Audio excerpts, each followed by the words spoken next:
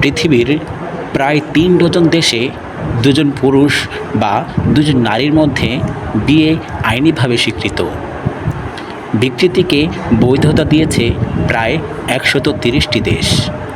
বাকি দেশগুলোকে একই পথ বেছে নেওয়ার জন্য চাপ দিচ্ছে জাতিসংঘ। মানুষ আজ পোশাকের মতো পরিচয় বদলাচ্ছে। পুরুষ নিজেকে নারী দাবি করছে, নারী নিজেকে বলছে পুরুষ, এবং তা মেনে নেওয়া হচ্ছে। বিষাক্ত তত্ত্ব ঢুকে পড়েছে সংসদ থেকে শুরু করে স্কুলের ক্লাসরুম পর্যন্ত। বিকৃতির প্রচারণাকে রাষ্ট্রীয় নীতি বানিয়ে নিয়েছে পশ্চিমা বিশ্ব। বাংলাদেশের মতো জায়গাতেও এসব প্রতিষ্ঠার জন্য খরচ করছে লাখ লাখ ডলার। অথচ ১০০ বছর আগেও অকল্পনীয় ছিল এই ব্যাপারগুলো। বিকৃতির এই অভূতপূর্ব প্রসার যে আন্দোলনের মাধ্যমে হয়েছে, আজ সেটা পরিচিত এলজিবিটি অধিকার আন্দোলন বা এলজিবিটি রাইটস মুভমেন্ট নামে।